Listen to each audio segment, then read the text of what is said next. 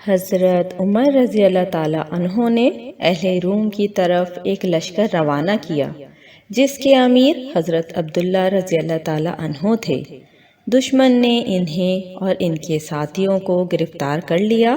جب یہ مقدس قیدی بادشاہ روم کے پاس لے جائے گئے تو اس نے حضرت عبداللہ رضی اللہ تعالیٰ عنہ کو پیشکش کی کہ اگر تم عیسائی بن جاؤ تو میں تمہیں اپنی سلطنت میں شریک کر لوں گا۔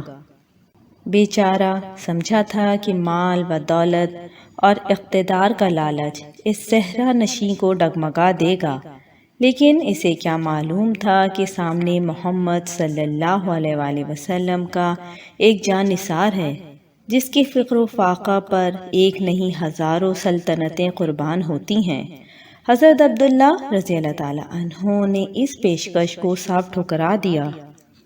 اس کا صلہ حضرت عبداللہ رضی اللہ تعالیٰ عنہ کو وہی ملنا تھا جو دنیا راہ حق پہ ثابت قدم رہنے والوں کو یاد کرتی ہے۔ بادشاہ نے حکم دیا کہ انہیں سولی پہ چڑھا کر تیر مارے جائیں یہاں تک کہ وہ ہلاک ہو جائیں۔ سپاہیوں نے انہیں سولی پہ چڑھا دیا۔ کمانوں کے چیلے ان کا جسم چھلنی کرنے کے لیے تیار تھے۔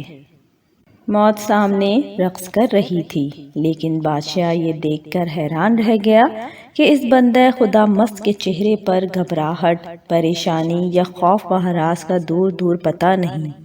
موت سے آنکھیں ملا کے ایسے مسکرانے والے اس بادشاہ نے کب اور کہاں دیکھے تھے، لیکن اس نے سوچا کہ انہیں قتل کرنے کا کوئی ایسا طریقہ اختیار کرنا چاہیے کہ جس سے یہ نڈر انسان بھی گھبرا اٹھے۔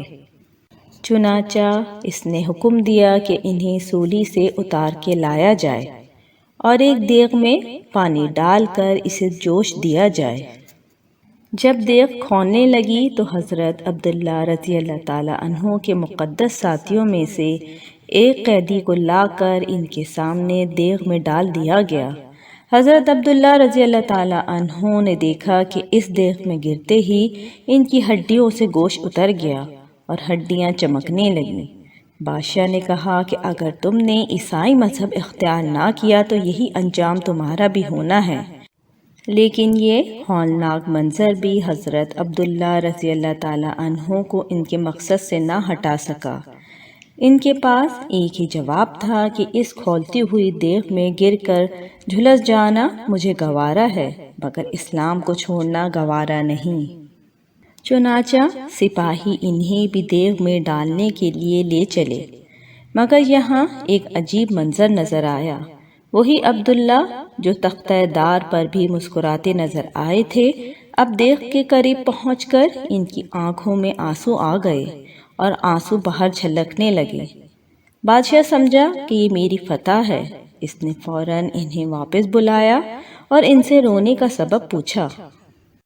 حضرت عبداللہ رضی اللہ تعالیٰ عنہ نے جواب دیا، رونے کی وجہ یہ ہے کہ کاش میری 100 جانیں ہوتی اور ہر جان کے ساتھ اللہ کے راستے میں یہی معاملہ کیا جاتا۔ بادشاہ یہ سن کے حیران رہ گیا۔